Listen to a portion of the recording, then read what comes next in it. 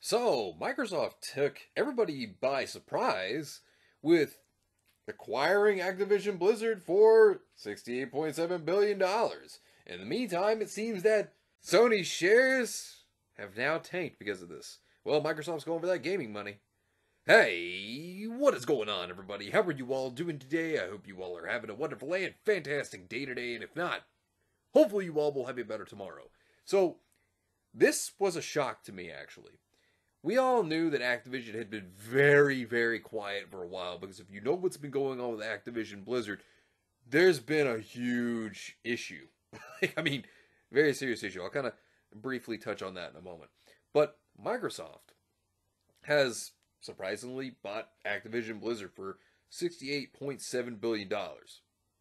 Now, this could mean a lot in terms of gaming for the future. I mean, probably the best thing right now, as of the moment that we know of, will probably be Game Pass. That's probably where the best thing's going to go for, but we'll see. Let's look at this article. Let's go over this. Let's talk about this whole thing. Microsoft is acquiring Activision, the troubled publisher. It's funny they say troubled publisher, and they're worth a good penny. Like, 50 billion market cap. That's pretty strong. May not have a good reputation, but that's a good amount that it's worth. I mean, let's be real for a minute. Call of Duty, World of Warcraft, and Diablo, the deal will value Activision at $68.7 billion, far in excess of the $26 billion Microsoft paid to acquire LinkedIn in 2016. It's Microsoft's biggest push into gaming, and the company says it will be the third largest gaming company by revenue behind Tencent and Sony once the deal closes. Microsoft plans to add many of Activision's games to Xbox Game Pass once the deal closes. Microsoft plans to add many of Activision's games to Xbox Game Pass once the deal closes, which that'll be really good for Game Pass. I mean, it's going to have a big library then. Well, bigger library, that is. With the acquisition of Activision, Microsoft will soon publish franchises like Warcraft, Diablo, Overwatch, Call of Duty, and Candy Crush. Upon close, we will offer as many Activision Blizzard games as we can within Xbox Game Pass and PC Game Pass, both new titles, and games from Activision Blizzard's incredible catalog, says Microsoft CEO of Gaming, Phil Spencer. Now, while this will be good for Game Pass because it'll add more games to the library, thing is that you have Sony fans, though, that do play some Activision Blizzard games on PlayStation 4, PlayStation 5. So there's been a lot of fear that Xbox will make some games exclusive, which, I mean, you look at Starfield, I mean, it might happen. I mean, I'm not saying I know that for a fact or anything, I'm just saying there's a possibility that it could happen. We're investing deeply in world-class content, community, and the cloud to usher in a new era of gaming that puts players and creators first and makes gaming safe, inclusive, and accessible to all, says Microsoft CEO Satya Nadella.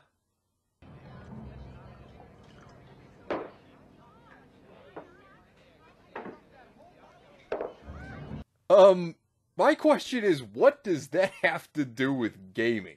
Seriously, that has nothing to do with gaming. Like, what? Why is that even there?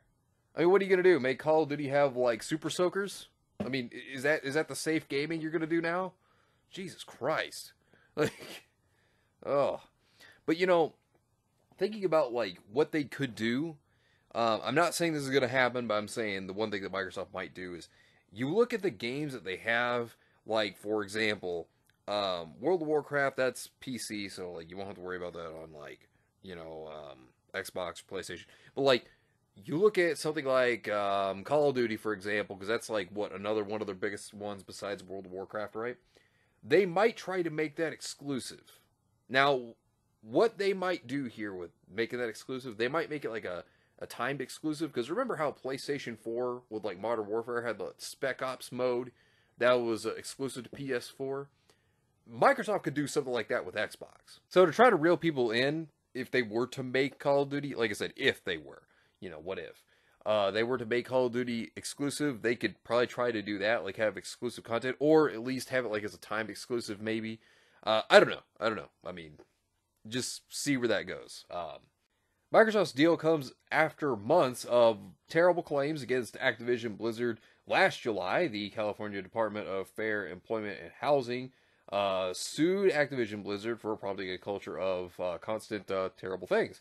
More employees have come forward with more allegations of misconduct ever since. And the company reached an $18 million settlement with the U.S. Equal Employment Opportunity Commission in September. That settlement is being appealed, and reports indicate that nearly 40 Activision Blizzard employees have reportedly exited the company since last July. Now, with Microsoft taking over here, because they're going to be acquiring, Activision Blizzard, like that whole deal. The thing is, with companies, sometimes this can lead to everybody being wiped clean. Sometimes it can lead to just certain members being wiped clean. Now, this might depend, and I know a lot of people are really hoping for like Bobby Kotick to go, which I'll be real with you. I don't like Bobby Kotick because I feel he knew the things that were going on within Activision Blizzard. And look, I'd say get rid of all the terrible people that were there that were, in on that stuff. Completely chop them out is what I would say. Which, that's what a lot of people are really hoping to see. Well, we're waiting. And it looks like once there's the shifting of the guard, Kotick will be gone. So, I know a lot of people are excited about that. I'll be excited to see Kotick go too. Now, this could mean good things for Activision Blizzard with Microsoft being in control. I mean, it's better than Tencent. I mean, Jesus Christ. Screw Tencent. They're horrible. Especially with, how much they have investment in the gaming industry themselves, how much of a stake they have in it. It's good to see that at least this didn't go to them. But still, when you look at things like this, whenever you see acquisitions go through, you see some redundancies occur where what I've seen, for example, is where you'll see big heads get chopped off. In other words, meaning executives or higher divisions. They're usually the ones that go. I've seen this happen multiple times. So this wouldn't shock me if they start to do that and clear that out. And then in turn, they have the workers that weren't in that high of a position, they typically tend to stay. So, it's off with their heads with the higher ups, and they keep the lower positions. And then they fill in the bigger executive roles with other people that are from the company acquiring them.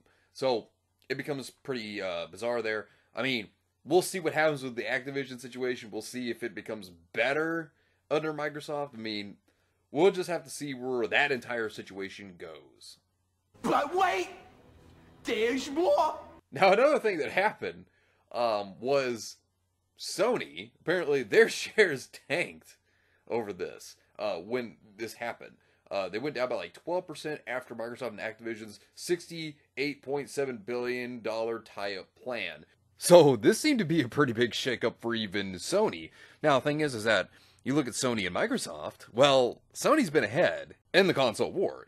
It has sold more units, and the things that's been going forward is hardware, and I would probably even say it's first-party exclusive games.